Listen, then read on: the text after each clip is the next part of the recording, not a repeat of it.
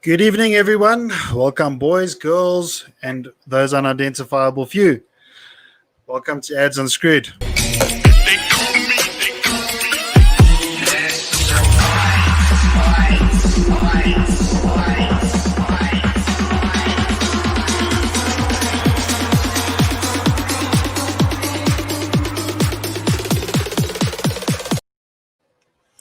Good evening, everybody, and welcome back to my stream.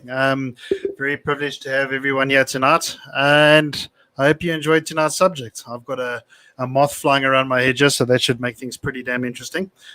Tonight, everybody, I want to start the stream by wishing someone very, very special to me a happy birthday. My big brother is, if you guys had watched the previous streams, you would know that he's over in the UK. I miss him very much. Him and I were the best of friends, and I just want to show you a little something that I prepared for him to make him feel special. He's having a very hard time at the moment. His family's over here in SA and are desperately trying to get over to him.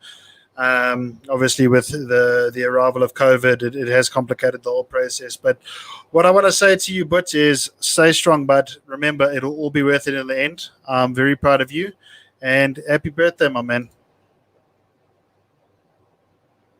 That handsome chunk of meat on the right is my butt.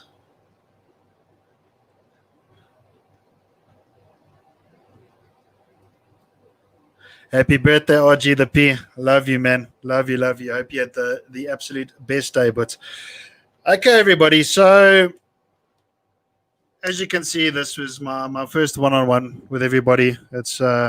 It's obviously going to be pretty interesting because I'm used to entertaining guests and not having to speak all the time. So bear with me. I will do my best. So today's subject is one that's very near and dear to me. I want to open up a conversation surrounding depression and specifically anxiety. As hypocritical as it may be of me to say, it's something that's not spoken about enough. Now, why do I say hypocritically? Because for the longest time, I was of the belief that it is not something that you speak about. It's as a man, you kind of just suck it up and you carry on and you do what you have to do. You get through life. You do whatever you have to make it to the next day. My father was a very proud man. He hardly ever showed signs of weakness, and even though he never said to me that talking about it was a bad thing, it was the impression that I got that as a man you do what you got to do. You never admit it. You never ask for help. You never cry out. Obviously, it was very wrong of me, and I have since changed my ways. But I thought tonight what I would do is I would share a few of my experiences. I've had, probably one of the worst 2 years of my natural life. Everything that could go wrong did go wrong, and it was just compounded with stresses and other issues, and I've practically been haunted by it. Now, just to get it out in the open, I obviously I do understand that, I'm in a privileged position because there's people out there who are very much worse off than I am. I shouldn't be complaining about my spot when I look at some of the other problems out there. But, I feel that it's important for me to engage with you and obviously share some of the things that I've experienced myself. The textbooks can tell you one thing, but I think personal experience speaks louder than any words ever could. And tonight's topic was, it was inspired by a very near and dear friend who recently took his life. He was one of the most lovely, genuine people I've ever had the privilege of knowing, and it kills me inside to know that life became too much and that I couldn't be there to help him. I'm just going to bring an image of him up. His name was Andrew McLean. For as long as I've known him, Andrew suffered with the deepest, darkest depression. He lost his mom to suicide. He spent his life in the UK, mostly alone, from what I understand. And it's sad to know that the world just became too much, to the point where he felt like there was no other way out. So dedicated to Andrew. Rest in peace, my brother. I will see you one day, and we can catch up. Um, Andrew was fondly known by the soccer mates and I as Hoo Hoo.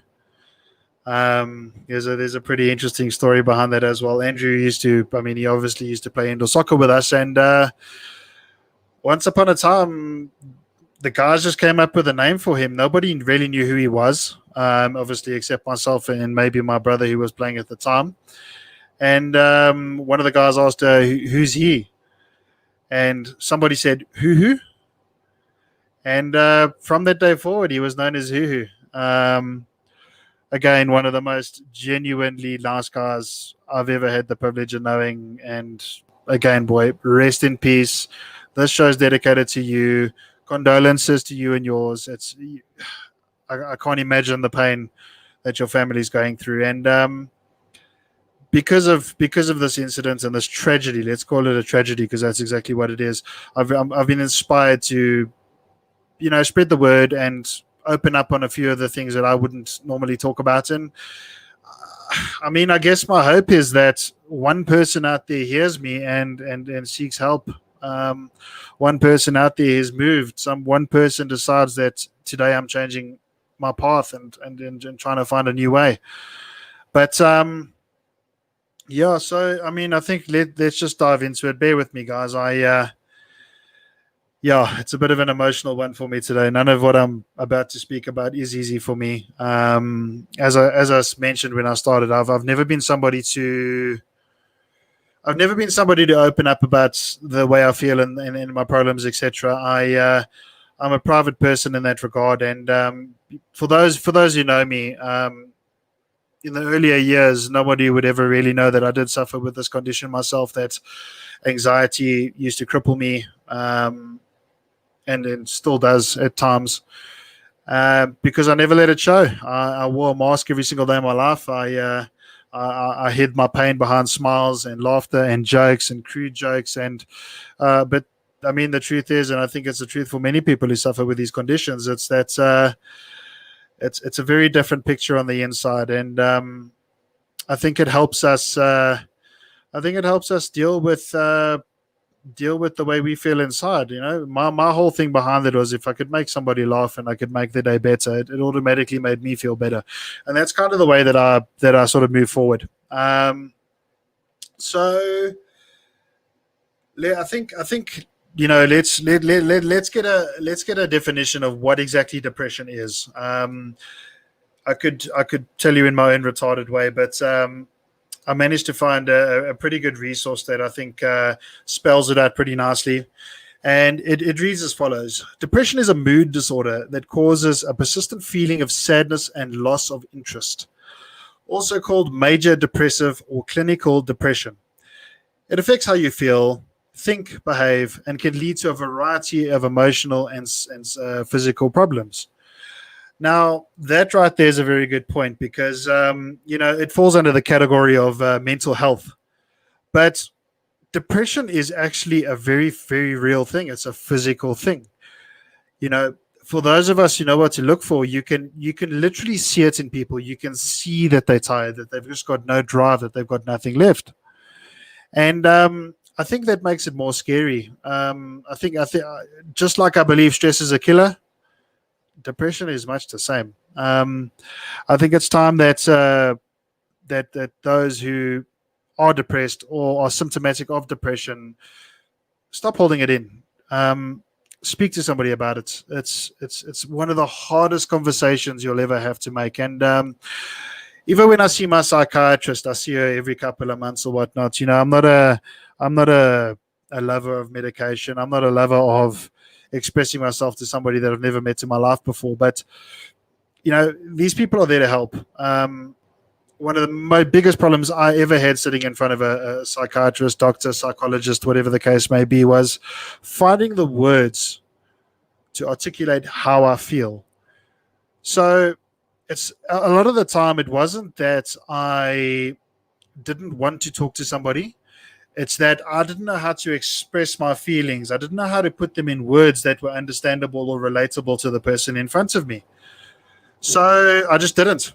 I just didn't. I used to just suck it up, and I used to push it deep down, and I used to carry on with my life. I used to push myself through things. I used to, yeah, a lot of self-destructive behavior. But I mean, we'll get into that a little bit later. But I believe that I used to have a podcast called The Light Side of Darkness, and this is actually it's a very it's an interesting point that I'm about to make, because when I started The Light Side of Darkness, I was very into it. I was like, right, let's help some people, let's change some lives, even if it's one. Let's give them resources. Let's see how we can help these people just by speaking about the way I feel. So I did a couple of podcasts. I posted here and there, and I got a little bit of a following going, and I was just hit by a wave of darkness, and well, I gave up. I couldn't find the motivation to carry on, even if it were to help other people. I couldn't muster the enthusiasm to get out of bed in the morning, and that sort of died out. And even though my stream and my channel is about a variety of topics, but this one is obviously very near and dear to me. So, from what I understand, depression is either hereditary. You inherit that crappy little gene from your mom, your dad, your family, your granny, your grandpa, whatever the case may be. But then there's the cases where it is perhaps based on a circumstance in your life, or a traumatic event is a big one. And I truly believe that's exactly what sort of happened with me. Now, my grandmother, she spent a little bit of time in Tara. She had several nervous breakdowns, etc. She had a very complicated childhood. Um, Orphanage, nunnery, evil nuns, and that resulted in. Excuse me, guys. I'm just going to mute my phone. Quite unprofessional. I'm sorry. And that resulted in a lot of troubles later on in life. That being said, I do believe certain family members, I'm not going to name them, do suffer with depression. Um, I've almost got a third eye that I can see it. And just coming back to it, I don't think. I mean, I had a very complicated time at school. I was bullied quite profusely, to be honest with you. I would never quite fit in with any particular group of people, if you can call them that. You had the populars, you had the nerds, you had the in-betweeners, the miscellaneous, the rugby spun, the this, the that, the complicated shit from then. And I used to just sort of run around within those circles. I never really affiliated with any particular group. I tried to fly under the radar as much as I could, and I suffered with Tourette syndrome when I was a child. It was first noticed when my mother was walking me to school one day. This was primary school, standard 3, grade 2, something like that. And for no reason at all, while holding my mother's hand, I would stop and I would shake my leg. And my mother would sort of moan at me and say, "Well, come on, let's go. What are you doing?" sort of thing. And I would do it again and again and again and again. And I think, I mean, 6, 7 years old at that stage, I think I didn't really know I was doing it. To be honest with you, I wasn't aware that that was happening. Anyway, as time progressed, I started developing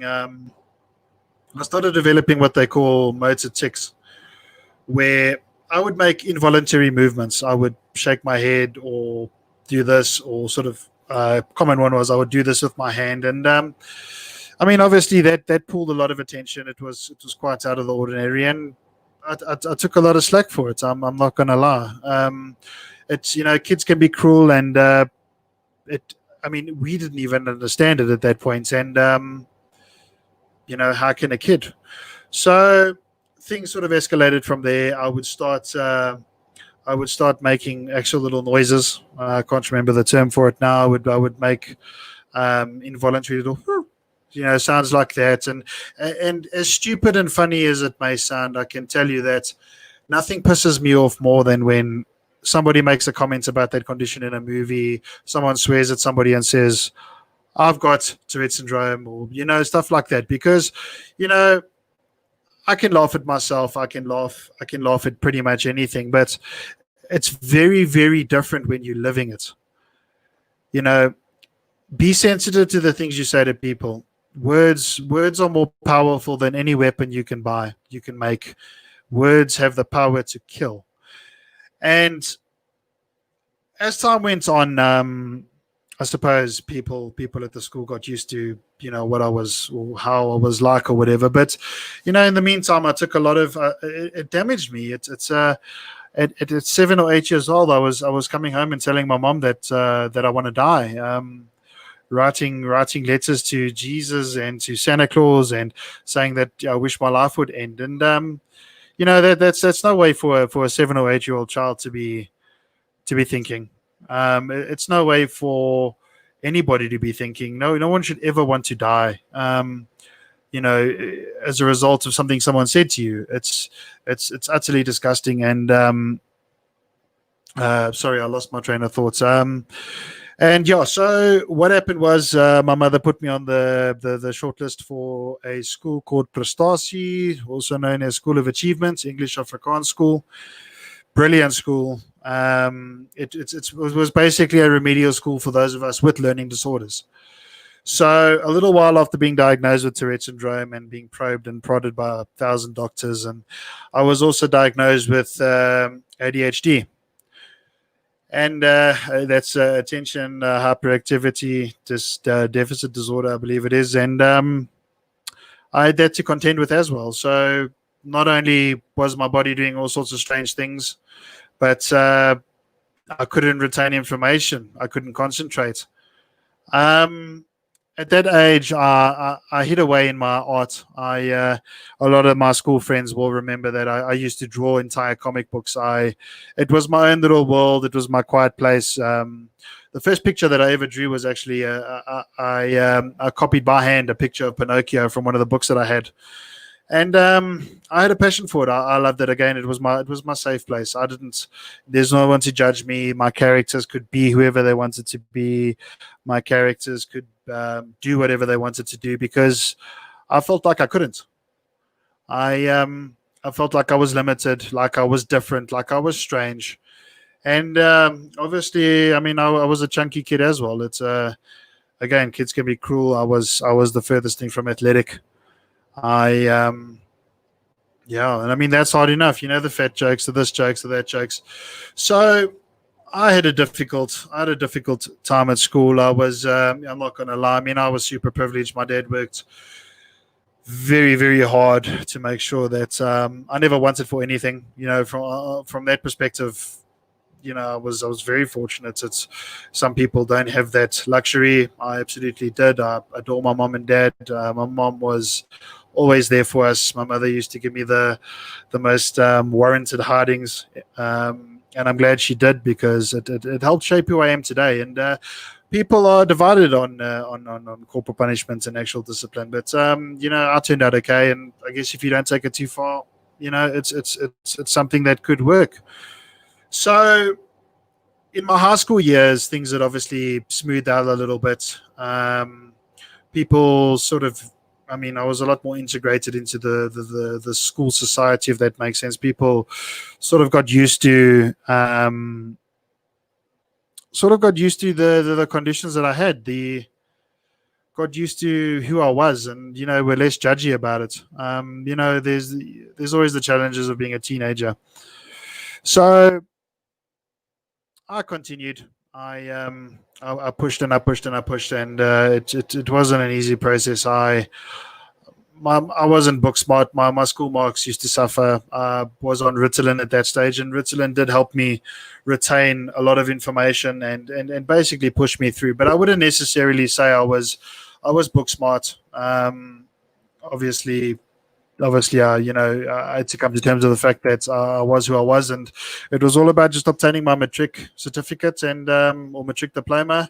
That's what the aim was, and I managed to do that. From about grade 10 onwards, I was very, very fortunate, because my Tourette syndrome symptoms started disappearing. Slowly but surely, one by one, they started vanishing, quite literally. Towards matric, I did a bit of a lifestyle change. I managed to lose, I think it was about 37 kilos. And after I did that, I quite literally dropped every little motor tick, every little movements, every little involuntary thing that I did before.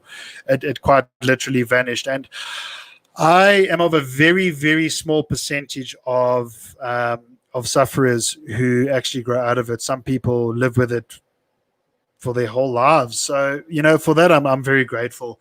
And, some people might be thinking, well, what does this have to do with depression? I am leading into it. It is a build-up, guys. Hey, Gentle Ames, how you doing? Sorry, I'm not looking at my my comments here. Aims to be me. Glad you got some help, my friend. Losing a child is one of the worst experiences one has to face. Where is the... there we are. Depression of my son died. Very happy. Opening our soul. Geez, I'm sorry, Gentle. Yeah, no, look, I can't... honestly speaking, I don't think I could ever imagine losing my kid. It's actually... I think it's one of my biggest fears. I don't think I don't think I would ever recover from that. What's up, Yanni? How you doing, buddy? All right, cool. So we caught up there. Amy, do you think everyone suffers from depression? I don't think everybody suffers from depression. I believe that there are, however, quite a few people that do and maybe don't even know it. And this is the reason why I call depression the silent assassin, because, well, that's exactly what it is. I mean, let's look at some celebrities here. Robin Williams, probably one of the most likable guys on screen, happy-go-lucky. Nobody would ever suspect that he would take his own life. It was an absolute shock. Fame, fortune, everything at his feet, and yet he still wasn't happy.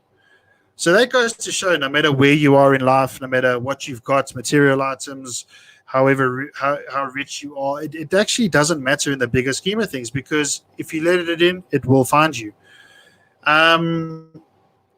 Jim Carrey's another one, apparently. Jim Carrey suffers with ADHD. I think if anybody's watched some of his movies, I think we would all agree there. But he suffers with heavy depression. And I mean, again, fame, fortune, popular guy, hides behind smiles. So there is definitely a pattern here, guys. So when I left high school, I'd lost about 37 kilos. I started getting into sports. I started becoming quite a soccer enthusiast, actually. I'd played a couple of games with my brothers from the age of about 15 or so, but it really became a way of life for me. I was obsessed with training. I used to put weights on my legs and run around and try to make my I guess my feet quicker, whatever the case may be. And a little while after that, I met my, well, I didn't know she would be my wife, but I met my wife after that. I met her on a Facebook app. I can't remember what the app was. It was one of those earlier ones. And yeah, we continued to spend quite a bit of time together. And this is where things got very complicated for me. I'm not going to name her. I'm not going to shame her. I'll ask you not to do the same. She's not an ugly person. We've all made mistakes. I've made mistakes. We're all human, guys. So let's just keep that in mind. No derogatory or ugly comments, please. So I think the change in me, it was a traumatic event. And when you think of a traumatic event, you immediately think of death, destruction. Well, this felt the same for me, to be honest with you. We got to a stage. I started a small signage business very early in my 20s, and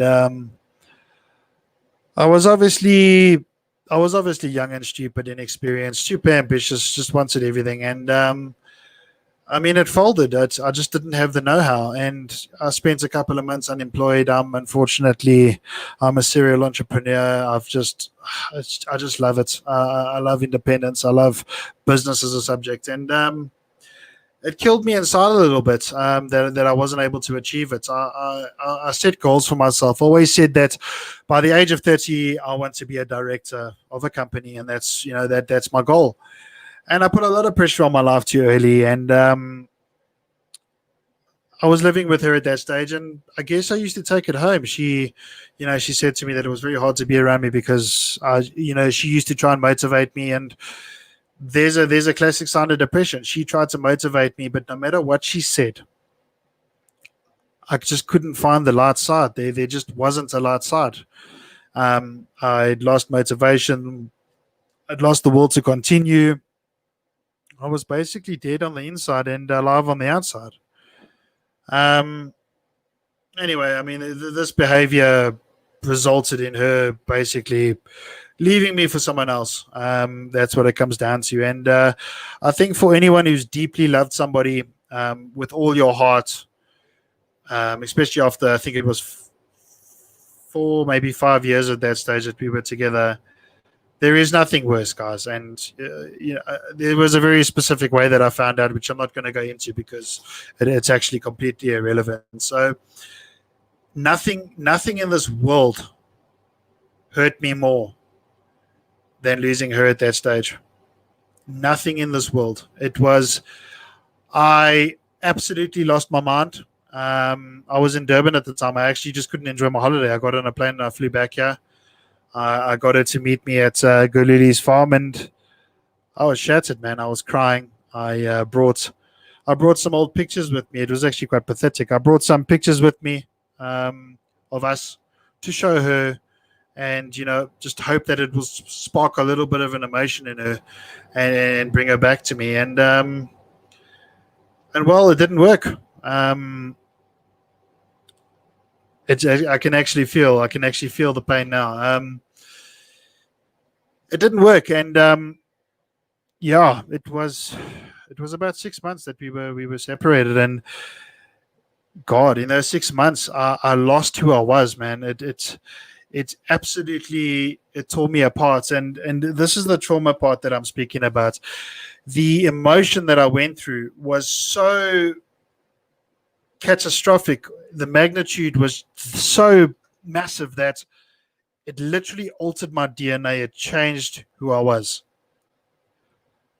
Before all of that, I was one of the strongest people you would ever come across. Nothing bothered me. I was a hard ass. I was almost emotionless. After that, it took me years to recover, and we got back together and we went on to have the most beautiful little boy, Owen. He's he's my world. He's honest to God saved me more times than anybody on earth. And geez, I love the kid. Hey, he is just perfection. We went on to have Owen, and I guess I asked her to marry me. I asked her to marry me because for the wrong reasons. I thought that it would be the right thing to do. Um, and yeah, look, it turns out that it wasn't the case. Having Owen brought us together, and I still remember how everything worked. The water broke in the early hours of the morning, and I rushed her through to the hospital. We unfortunately didn't have medical aid at that point, and she went to the Joburg Gen, which actually has a very good maternity ward, believe it or not. She sat in labor for that entire day. I never left her side. It got to a point where they asked me to leave the ward. Now, for those who don't know, government hospitals are very, very finicky when it comes to keeping non-patients in the ward after a certain time. So, they escorted me out. I waited on a bench outside, and I eventually just said to them, "Look, I'm going to go home. I haven't slept in a day and a half or whatever it was." And they said that they would phone me, and well, jumped in the car, got myself home, died in bed, had the phone next to me. I woke up very early the next morning and I panicked because my phone didn't ring. And I checked my phone and there was nothing. And yes, that's actually that's right, Ames, right there. She was actually going to have a baby shower on the same day, and baby came on the same day. I rushed to the hospital and I got there, and Owen had already been born. She had had him an hour or two prior, and again, they're very specific with who and what times you can go through and see the babies and whatnot. But I managed to twist the nurse's arms. I had a way with him, and I went through the wards and I couldn't find him. I couldn't find him. I didn't know where he was. And eventually I got to a nurse's station and I just, I said, where is he, etc. And I found him, and I still remember I still remember what ran through my head the minute I saw him lying in his crib. Reality hit me. I realized that from that moment onwards, I was now a dad. I was responsible for a human life, and I was about 25 years old at that point, and pretty much in the prime of my parting. And geez, the rush of emotion. I don't think I can put it into words. I literally sat there and had a micro meltdown. It might have even been a panic attack, to be honest. And I looked at him and I didn't know if I could do it. I didn't know if I could be dad. I didn't know how to. I was so scared, and I was all alone in that ward. I didn't know what to do. I didn't know what next. I was like, oh God, 9 months are gone. Shit, here he is. And honestly, that moment was another moment that changed me forever, because I had no choice but to grow up. Where I was out drinking with my friends or doing whatever we did during the week, it had to come to an end. And the thought of that frightened me. Anyway, long story short, government hospitals are just notoriously useless. And she had a blood clot condition. That's something that I forgot to mention. She actually had a blood clot in her lung, which is called a pulmonary embolism. A couple of weeks before she ended up having Owen. It's pulmonary embolism is a very serious thing. It's obviously a blood clot, and if it shoots to your brain, that's tickets. If it shoots to your heart, you're dead. And obviously, the doctors would argue over what medication to give her, which also bothered me. At one point, the doctor said you need to choose between your baby and your life, because your baby and your wife, because we have to administer her medicine that may just kill the baby. And can you imagine being a new dad, and you're expecting this baby, and you've nurtured her and nurtured him, and all this time to be told that you have to make a choice between your son or your wife? I can't tell you what they did to me. It's something that nobody should ever have to choose. It's not a decision that somebody of my age, or anybody for that matter, should have to make. But I went and I basically demanded that they be released. They had taken a couple of blood samples from her and left him on the side table for too long and spoiled the samples, and it was just a repetitive process of being stuffed around. And I went there and I was furious at that stage. I went to the nurses and I said, right, look, you got 10 minutes, and then I'm taking my wife, I'm taking my baby, and I'm leaving. So they got a doctor there to talk to me, and we had to sign some disclaimer forms, absolving the hospital of any responsibility and shit like that. And I took them home. And, life progressed. We didn't sleep for months. And honestly speaking, even if it makes me sound like a bad person, one of the biggest challenges and where our relationship started going downhill was I was jealous of my son. I was in a relationship for so long, and where it was all about her, all about me. And now suddenly there was this little person that needed all of her attention. And it took me a long time to adjust to that. It took me a long time to understand. It wasn't about me anymore.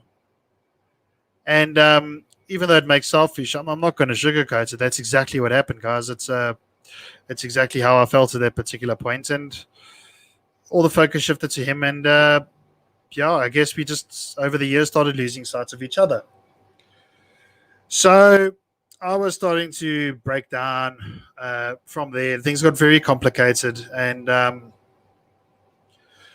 yeah, then 2018 happened. So leading up to 2018, I had a printing company called the Media Mafia. It was established in 2015. I started with just myself and a large format printer. In 5 years, we had over 17 staff. We had, I don't even know, 13, 14 pieces of equipment. And what really killed us was the fact that, especially in the early days, I mean, Owen was very young and dad wasn't home. I was working 18-hour days. There were times when I slept on my desk. I wasn't there for them. I missed very important moments because the business demanded so much of me, and a lot of the pain that I carry is because of that. It's because of not so much towards my ex, but rather towards my son. It's the fact that I wasn't there for these crucial little moments. It's something that I can never take back. It's something that I can never fix. Um, my son loves me to death. I'm so blessed to have him, but there's always this little guilt that I carry in my heart. And a lot of people have said to me, "All you can do is now build on that, do things right from now on," which I'm making an added effort to do. But it kills me inside that she had to parent him alone for the longest time because my priority was business. And there's two sides to that coin. Even though I was doing it to build a better life for my family, um, there were times, and I admit this openly, there were times when I had the choice to go home. I had the choice to go home early. Everything was done, but I chose to work at my desk. I chose to find something to do, and I made an adult decision not to go home. And a lot of people say I'm too hard on myself for that. Um, it's our relationship sort of just broke down from there. I would come home and I would go straight to my office at home, and I would dive straight into work. I would ignore them. You know, as much as people blame her, I have to take ownership of my part in the whole thing. It's kind of what went down. So in the middle of, I think it was towards the end of 2018, just out of the blue one night, she sort of rolled over in bed and she said to me, "Look, we need to have a chat." And that was something that wasn't said often. So I immediately sort of said, "Well, what's up?" And what followed were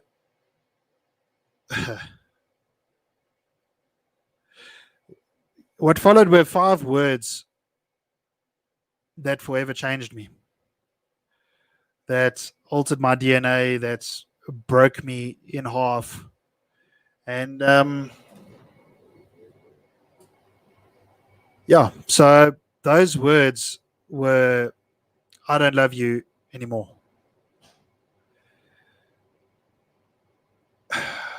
So when I heard that, a coldness came across me. I felt as if I was drifting in the ocean alone.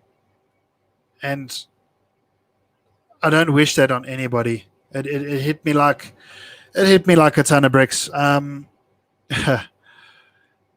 Honest to God, it has shaped the last 2 years of my life. And even though I'm in a better place now, I've got the most wonderful girlfriend who honestly compliments me in every way. She's there for me. She makes me feel wanted. She makes me feel loved, and thank God for her every day. Um, she's had to pick up some pieces. She's had to help rebuild me. Um, I've got wonderful friends out there. Aim to be me is one of them. That have over the years sort of been there for me and help me rebuild who I am helped me become stronger. And one little tip that I want to give you guys is, if you are in a dark place, if you feel that there's no way out, lean on your friends. The good ones will stay, and the plastic ones will melt. It's as simple as that, guys. Your friends are there, your family's there, people love you. Lean on them. They would rather have you lean on them than they would have you do something stupid. And so when she said this to me, everything changed. Her and I were actually, and Owen, we were supposed to move to the UK. My house was on the market at that point. Um, and sorry, guys, I get caught up sometimes. We were prepping to move overseas and start a new life, a better life for Owen. And she dropped this bomb on me. And she mentioned that we should maybe just be companions and still go overseas. And I couldn't do it. I just couldn't do it. The opportunity came up for her to move to, not move to, go visit family in Israel, and obviously I jumped on that. So I helped her. I helped pay for a flight to get her there. She took Owen with to see her cousins. I thought it would be a good break for us. It was about 3 months that they were going to go over for, and I thought I could do it. I thought that it would be easy. One of the hardest things I've ever had to do in my life was say goodbye to my son at that terminal, and know deep down inside that I wasn't going to see him for 3 months. That's the third thing that destroyed me. It brought me to my knees. I remember leaving the airport, getting in the car. I must have sat in the parking lot for a good 10 minutes, just sort of saying to myself, well, what now? What do I do? So what followed was a series of self-destructive, stupid behavior that I deeply regret. I deeply regret putting people like my mom and my sister, my brothers, who else? My mother, I don't know if I mentioned her, putting people I love through the trauma of worrying about me. It was at that moment, driving out of the airport, that I realized how empty I was, how broken I was. I'd lost the will to live. It was a place I never thought I'd find myself in. I still remember thinking on the highway, if I drive the car and I drive into a bridge along the highway, that's my life insurance would pay out, because it's a car accident. And it was that sort of thought process that started taking over me. And I remember I arrived home, and my mother-in-law at that stage lived with us. And guys, do not live with your in-laws. There's one piece of advice I can give you. It doesn't fucking matter how wonderful of people they are, how fantastic you think they are, how sweet they are, how much they do for you. Your wife, your kid, or your partner and your child, whatever your scenario, are the most important things. You put them first. You don't live with your in-laws. You don't live with your parents, because it doesn't work. It doesn't work. It fucks up your marriage. It creates problems. Don't do it. Anyway, mom-in-law was at home, and I guess I just went home. I didn't have anywhere to be. I didn't have anything to do. So what happened was I decided that I was going to join the gym. I was going to try and change my body, my self-image, and in the hope that I could sort of rekindle my marriage. I felt as if maybe she wasn't attracted to me anymore. Maybe that was it. And I went on a very, very, very self-destructive path. I started. I jumped on steroids. That's something that's, everybody's got an opinion, and it's what happened. I'm trying to be real with you guys. I jumped on a course of roids. I quite literally, I was 148 kilograms when I started, and by the end of my cycle, and by the end of my I guess the next 6 or 8 weeks, I was down to 117 kilos. And obviously, I mean, a little bit of arrogance set in. Maybe I started having a little bit of a higher opinion of myself and a little bit of confidence, and I started getting into the party scene. I started hanging out with friends all the time. Now I never wanted to be alone, because that's when I was self-destructive. That's when things were starting to go down. And I was basically partying every day, looking for somebody to drink with. Total transparency. I did indulge in some narcotics, and it was stupid, and I see that now, and it all had to do with the frame of mind that I was in. I was basically just trying to find a way to numb the way that I feel. I was trying to be whatever it took. I literally slept around. I did whatever I wanted to when I wanted to, and it was all to numb myself. And as life would have it, I went out partying one night. It's going to sound like a fucking funny story, but at the time it was not so funny. But I went to Cool Runnings with two of my good friends. That's, for those who don't know, it's a good old it's a watering hole in Boksburg. Got absolutely slaughtered there. One of my friends had pointed out a guy sitting at a table with a bunch of bikers, the Crusaders of all people, and said that, a couple of months ago that guy had a gun to his head. And I sat there, I thought, shit, okay. So the drunk me, self-destructive me, the wanting to die me, decided to go make conversation with this guy. And, for those who do know me, I can quite literally make conversation with anybody. I can adapt. I'm a relatively good conversationalist. I'm a people person at times, and I went and I had a chat with this guy, and he was skeptical of me at first. And I mean, I'm not gonna say anything, but I mean, this was a very dangerous guy, notorious for all the wrong things. And next minute, I'm in his Mercedes Benz, and we are driving to God knows where. I think it was Ridgeway and Greenstone or something, having a couple of drinks, and I realized that I was in trouble when this guy opened his boots and there were guns and shit inside there. And and anyway, we had a drink there, and we drove back to Cool Runnings. And I remember getting back there, and the guys had been looking for me for 2 hours because I wasn't all there. I didn't tell anybody where I was going, and I walked in. I said, "Hey guys, what's up?" And one of my friends was like, "Where the fuck were you? Like, what the hell? We've looked everywhere."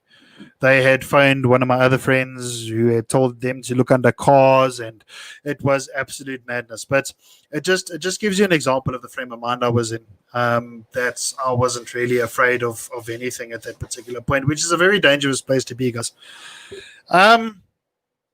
So I went on this drive, and we got back there. The guys were obviously upset with me, and the night progressed, and we were all in this guy's Merc, and we were driving to some club in Boksburg, and the thing ran out of petrol. We got stuck by Bedford View off ramp and over to the side of the road, and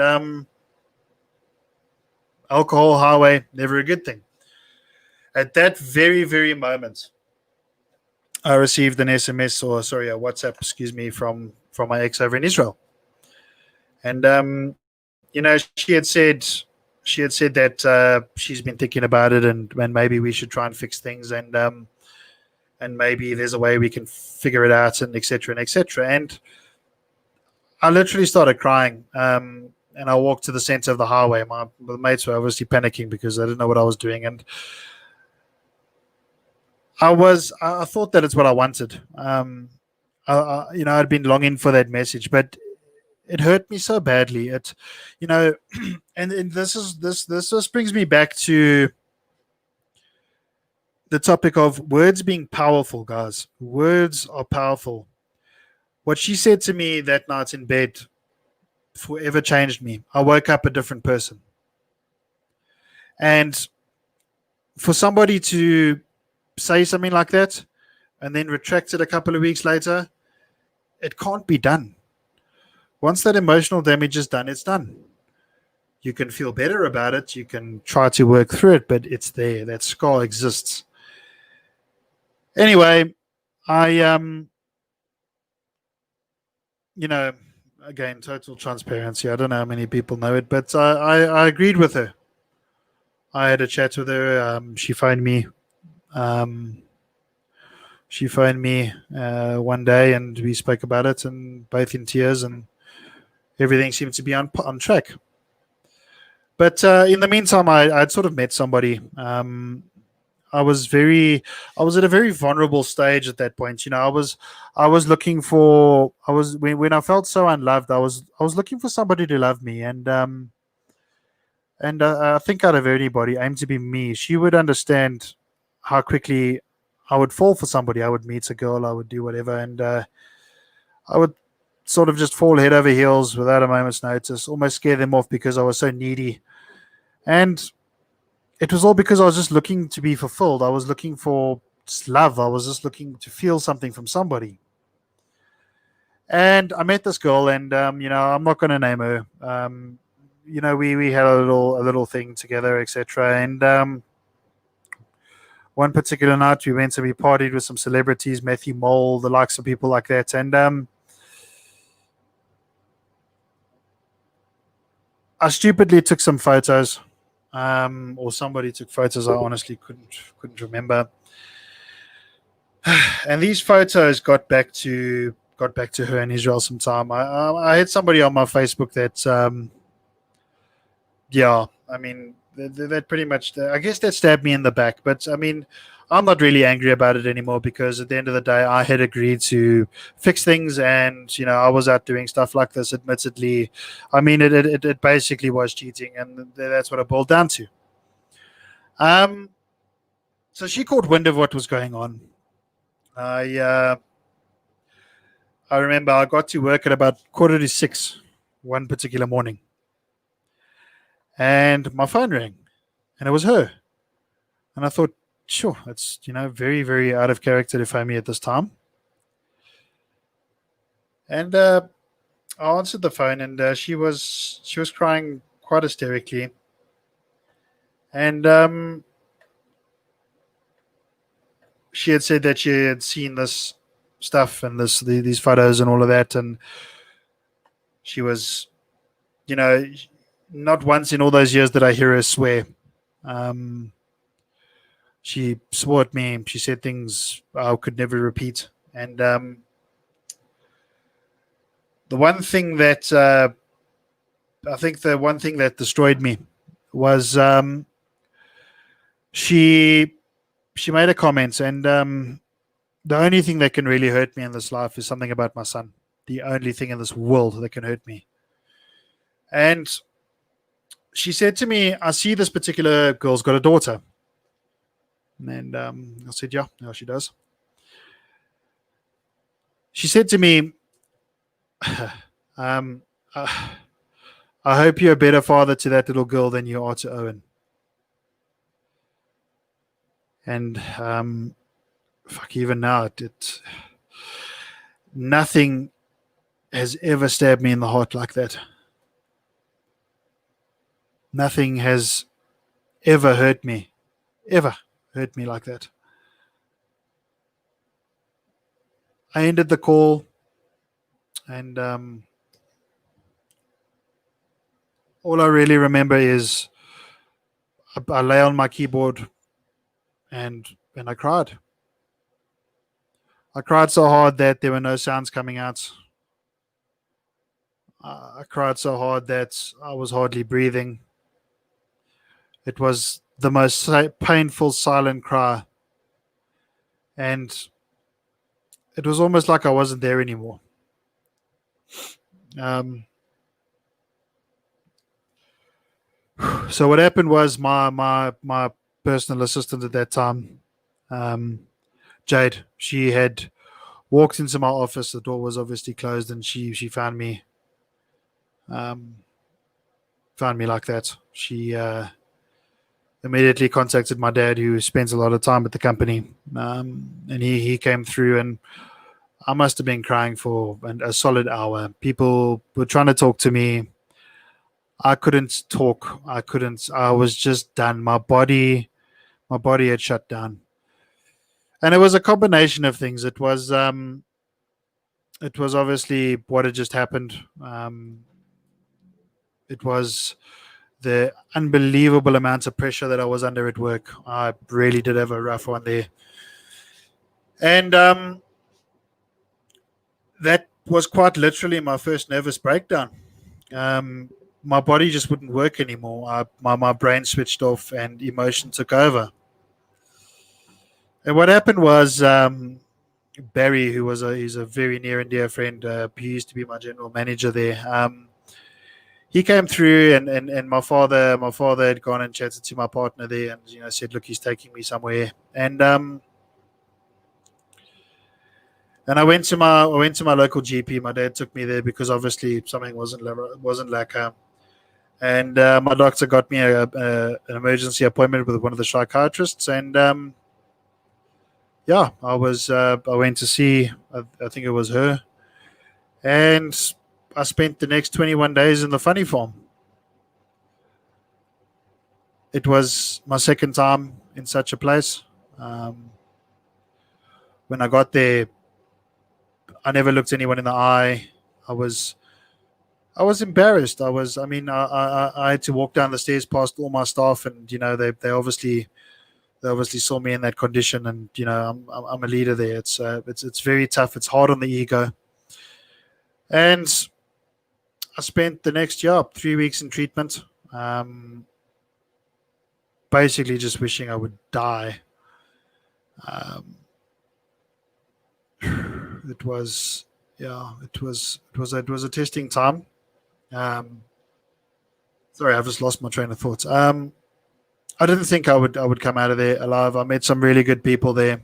Um, got on some medication, and things sort of came right, and uh, I was discharged. Now there was still a month and a bit before my ex and my son arrived back in South Africa, and I was a mess. I didn't want to go. I didn't want to live anymore. I didn't want to, even after all the treatment that I had there and on the pills and all that, I still felt hopeless inside. I felt like I was being spoken about at work. I felt like I wasn't strong anymore. And one particular evening, I'd had enough. Um, well, I mean, there were several instances like this, but I felt like I had had enough. I just couldn't do it anymore. I was at the point. I mean, this is even after the hospital, where I was waking up every single day, um, not knowing what my purpose was, not feeling like I had any value in life, that everyone would be better off without me. And I just, the sadness and heaviness that I felt in my chest, and it was a heaviness, it was a massive darkness that I carried with me everywhere I went. And I decided that that particular evening would be my last on earth. I packed some creepy crawly hose in the back of my car.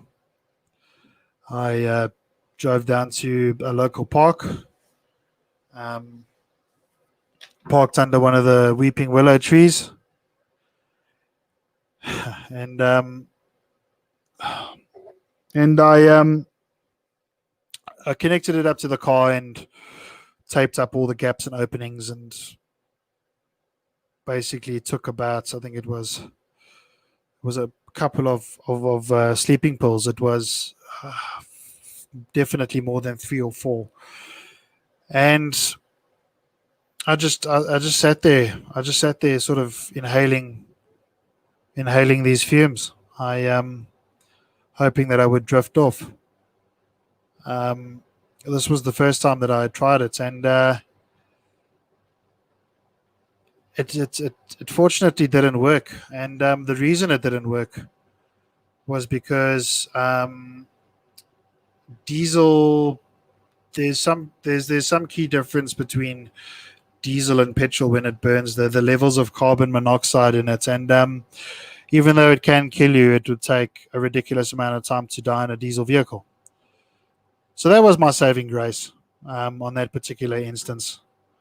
I I remember I'd written notes to several people.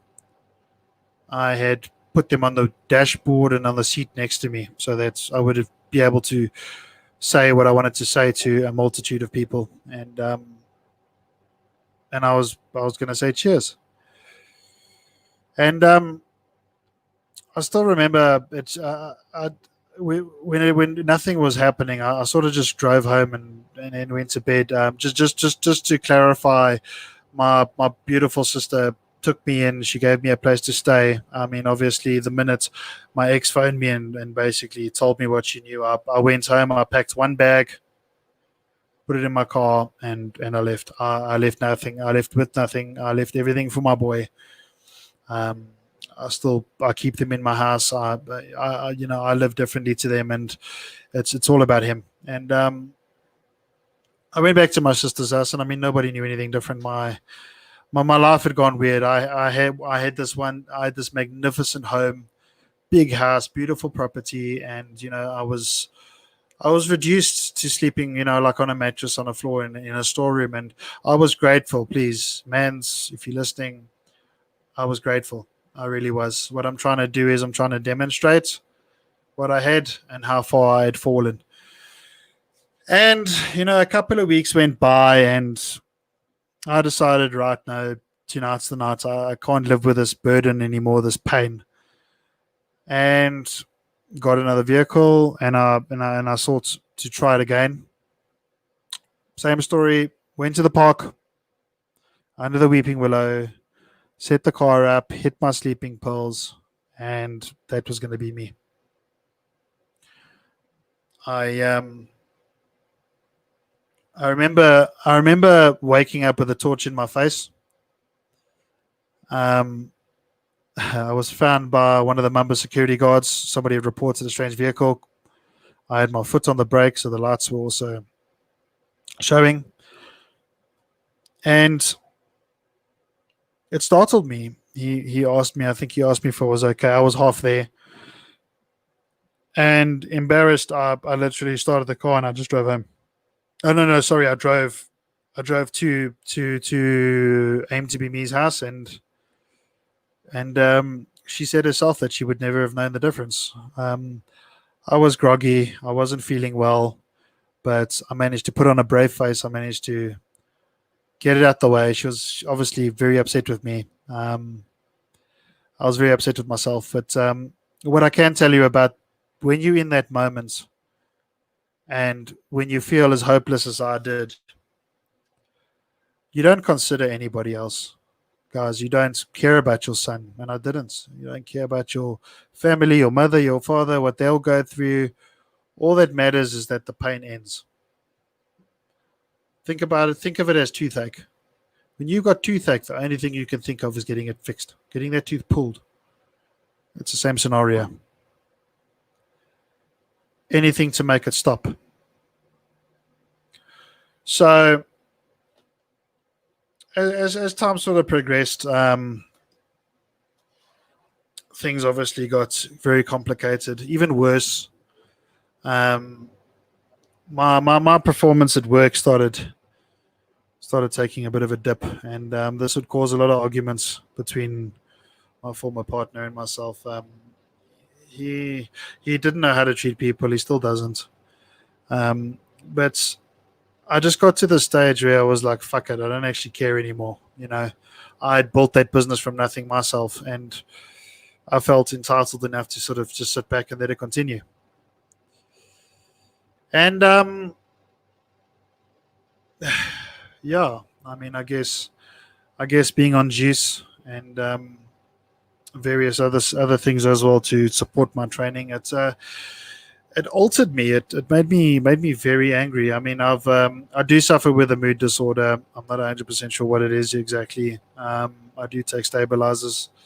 Um, I'm not really aggressive by nature. A lot of people would disagree. I battle with competitive sports, and I don't really take shit from anybody anymore, no matter what the scenario is. Um, but that aside, I just sort of pressed on and did the bare minimum in life because again I just lost the will to continue. Really, I didn't care, man. As far as I'm concerned, that business had cost me my family. Even though I had cost me my family, and I hated it for that. So, as things went on, my partner at that stage tried to. I mean, he did pretty much everything he could to try and force me out. Um, Basically, eventually got it right, and I think the thing that's tough to swallow is that I quite literally grew a business from nothing for my son family, to come out of it at the end with absolutely nothing.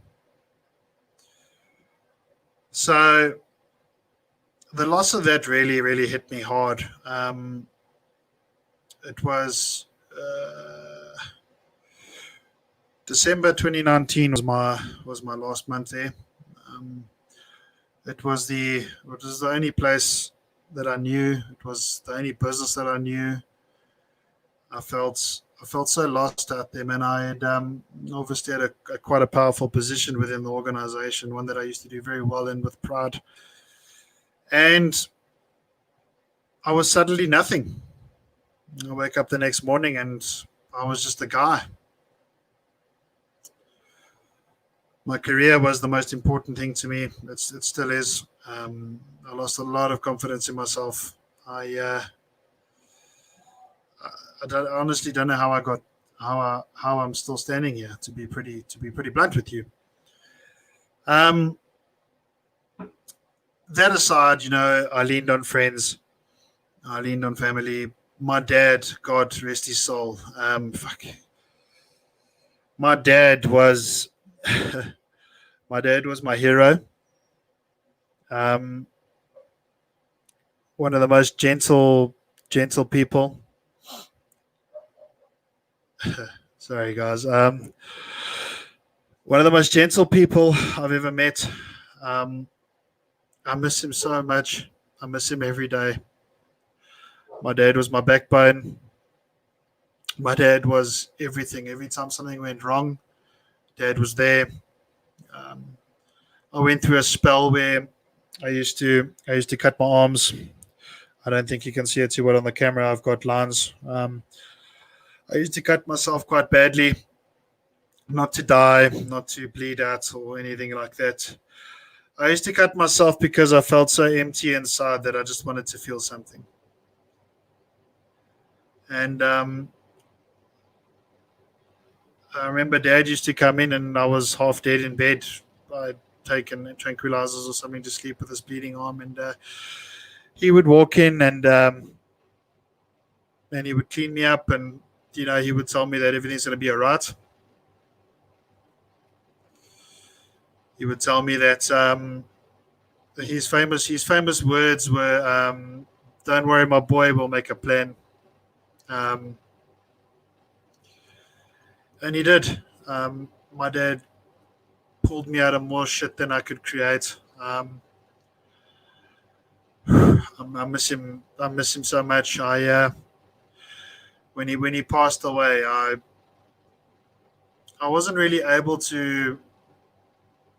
I wasn't really able to process it because when he died, I had to sort of take over here. I had to plan things. I had to look after my mom, look after my sister, who were very vulnerable, and to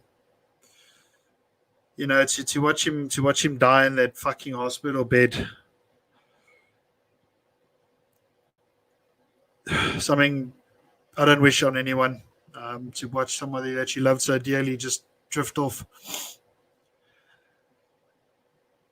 But I had to be strong. I had to put on a brave face, and I had to make sure that the two more vulnerable people that were left were taken care of, and I did, and I'm proud of myself for that, and I know that he is. Um, it's just been very very difficult not having his love and guidance. Um,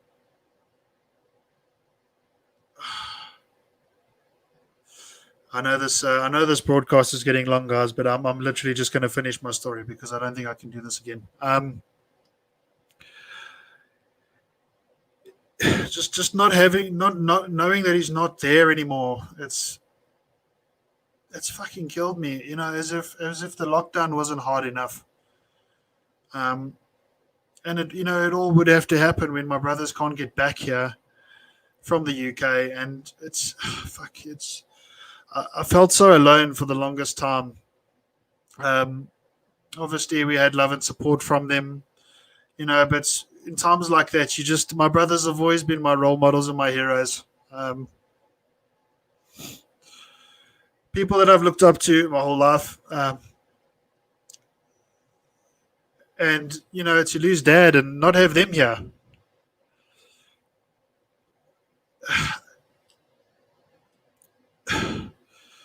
it was horrible. It was fucking terrible.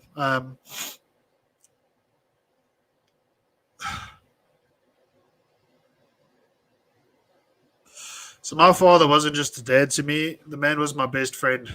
Um, the things we used to talk about, the love that I felt, and I always knew when things got fucked up and just out of order, I just knew that I could go sit with him. He used to walk into the room at random moments and just sit and chat. Love your parents, guys, because God, once they're gone, fuck, once they're gone, there's no bringing them back. If you've got any conflicts or beefs, deal with them, guys.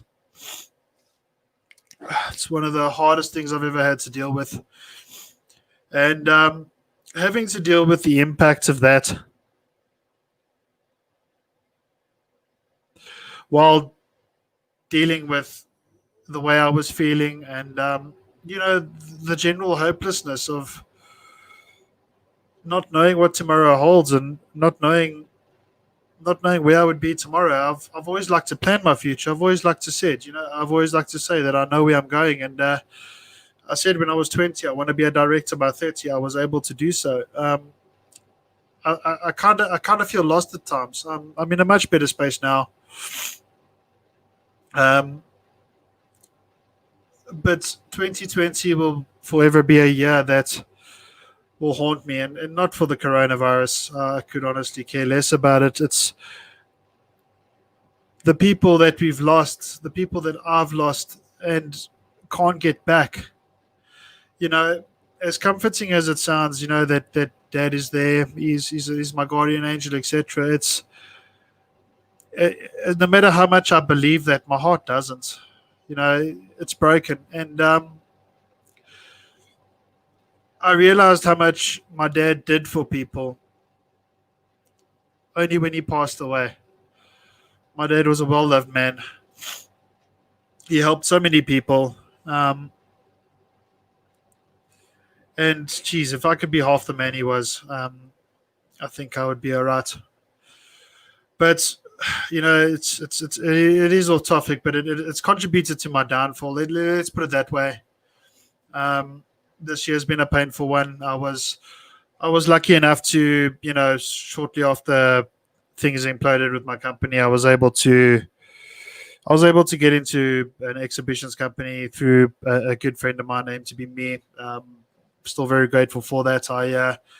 While I was trying to find my place again, I worked there for a while, and unfortunately, COVID COVID put massive strain on that particular business and forced them to have to, terminate certain contracts and stuff. It's life. It happens. Um, but I'm okay. I was proactive. I started a little freelance business, and yeah, I'm getting by. I don't feel as much pressure as I used to. Um, I do feel a little bit misguided professionally. Like I don't really know what I want to do. Um, a little while ago, I decided to go and see a psychiatrist again because I was on a downward spiral. When my father died, a lot of pressure fell onto my shoulders. I had to arrange a lot of stuff. Obviously, my mom was in pieces. My sister's unwell. Um, I love them both very much, and I promised Dad, I promised myself that I would do whatever it takes to look after them. And the pressure became a bit too much. Yeah, it did become a bit much. I was starting to, I identified within myself that I was heading on that downward spiral again. And I went and I sought help because I wanted to live. I wanted to feel okay. I wanted to contribute to life. I mean, for the longest time, I didn't want to be here, guys. I'd had enough, man. And when good people that I know commit suicide and are no longer on this earth, it makes me realize how precious life actually is.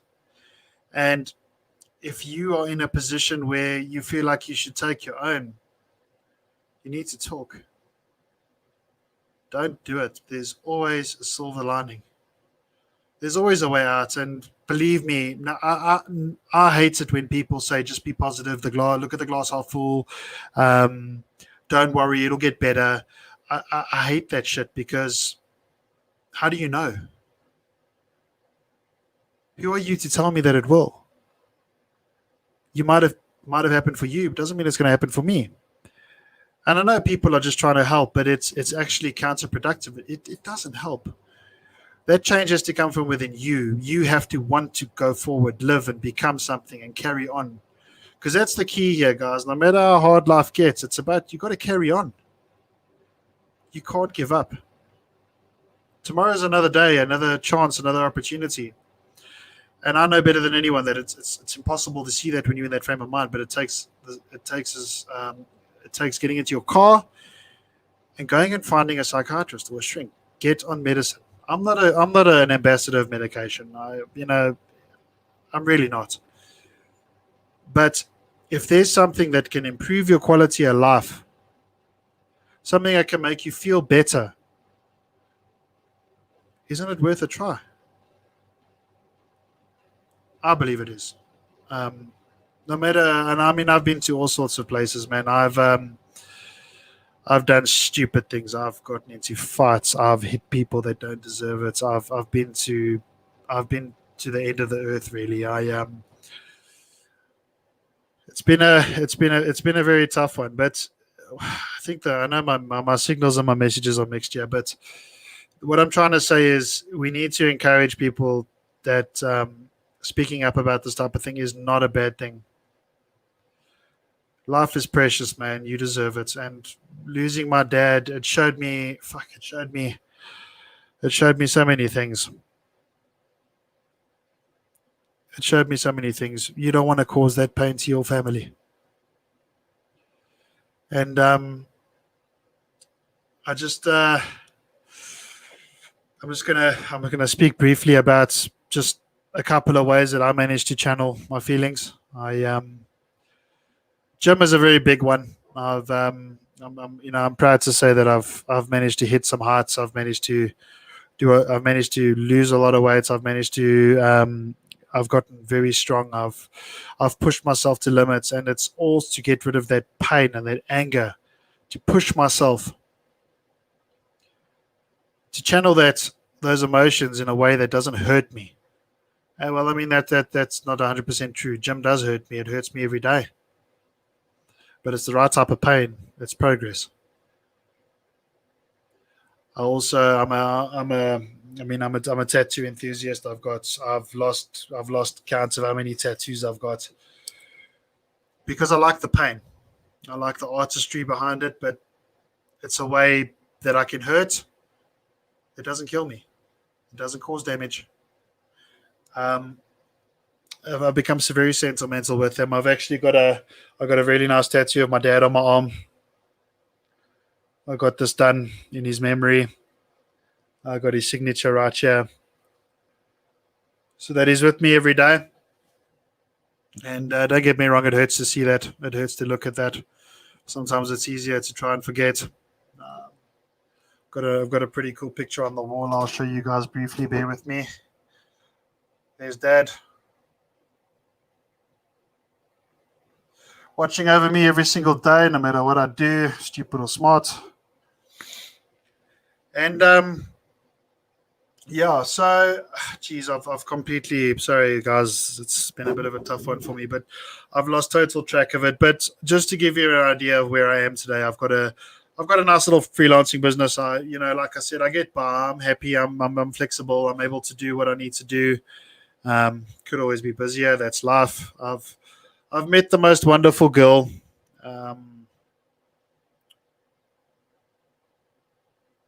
Somebody, geez, I'm just trying to find the words. She is so supportive. She is so loving. She makes me feel relevant. Makes me feel like I matter.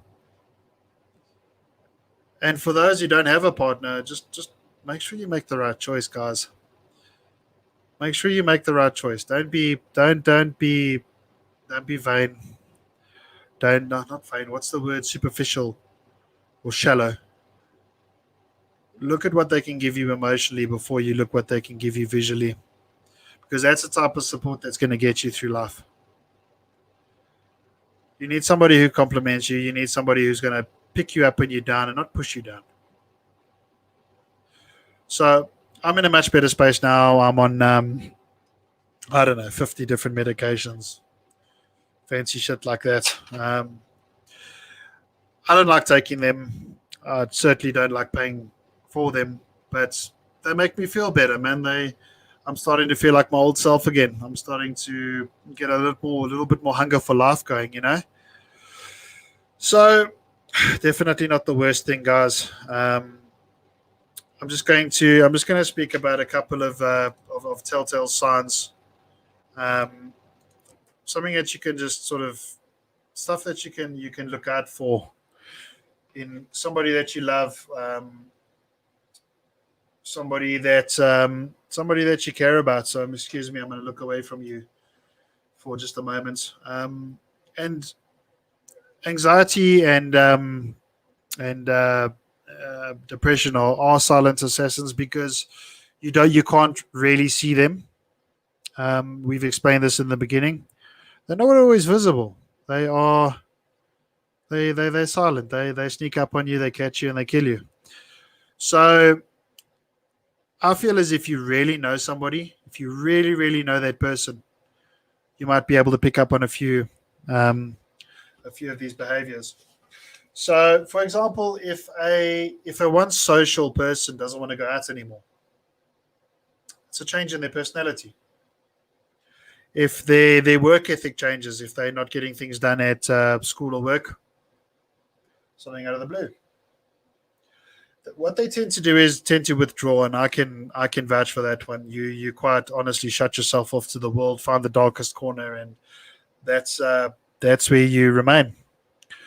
Things like a sudden dependence on different types of drugs and alcohol, um, picking up a habit that they never had before.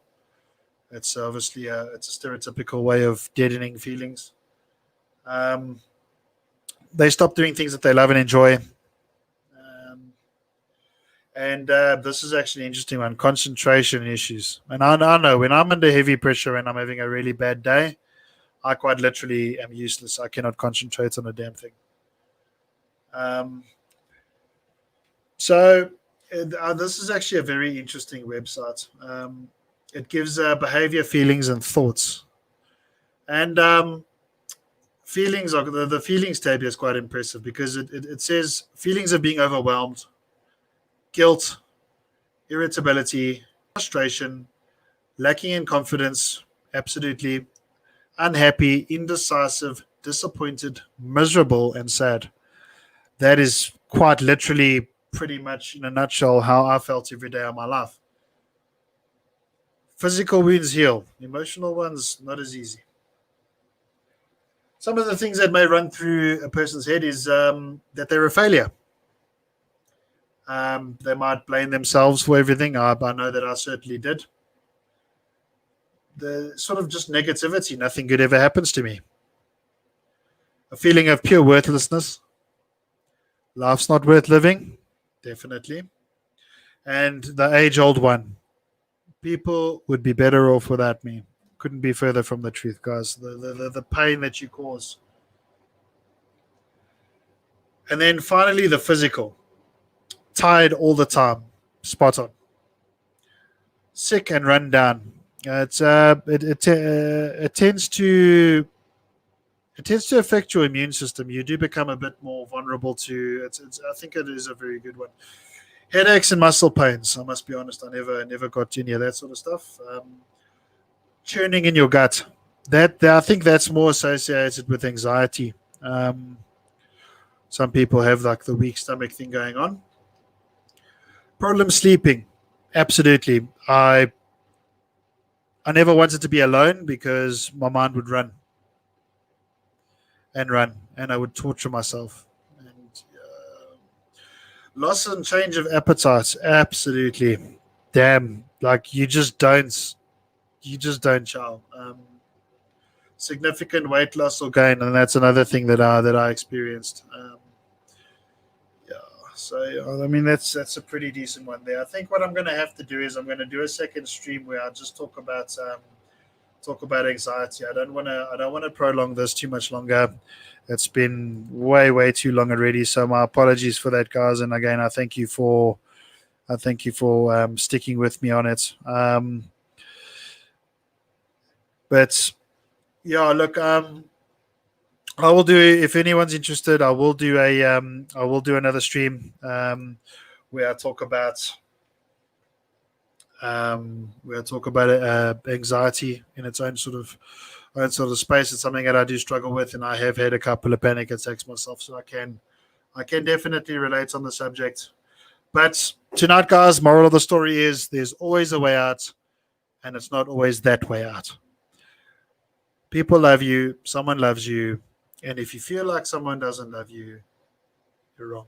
There's always somebody there for you. If anybody ever feels that way, contact me on my socials. I'll happily point you in the direction of somebody who can help you.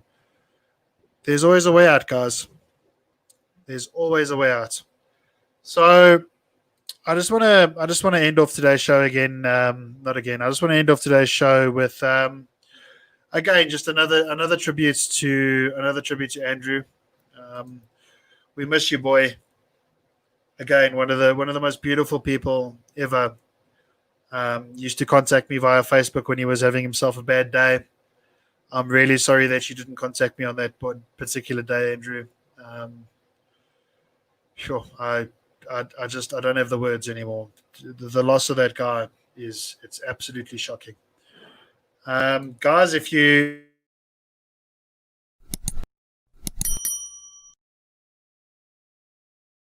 help me grow my community, I really do appreciate it. And yeah, a special thanks to everybody. I'm just going to take one or two questions. Yeah, sorry guys, I've been rambling.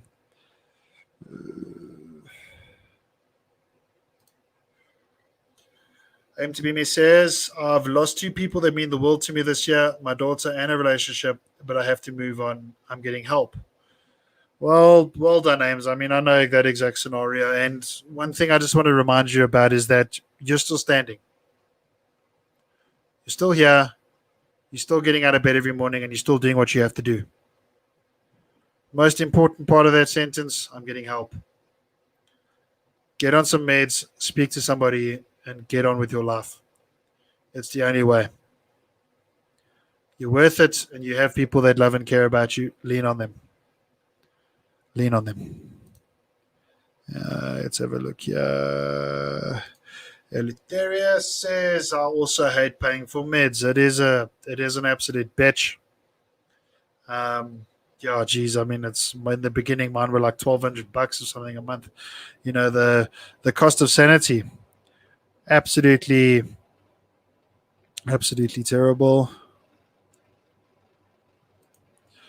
MTB says, backache, you carry your emotions on your back, by the way. Very true. I don't doubt that there's physical pain that comes with it. I think that depression and stress as a whole has a terribly adverse effect on your body, not just your mind. But yeah, let me leave it there, guys. I just want to say thank you very much for listening to me. Thank you very much for letting me get my story out. It was very difficult. I do feel somewhat liberated. Um, I feel I feel good. I feel very good. I haven't felt this good in a long time. Couple of things I need to process, but I do understand that time does heal. And yeah, thank you very much for everybody who's taken the time to watch. Thank you guys for your comments. And this has been They call me.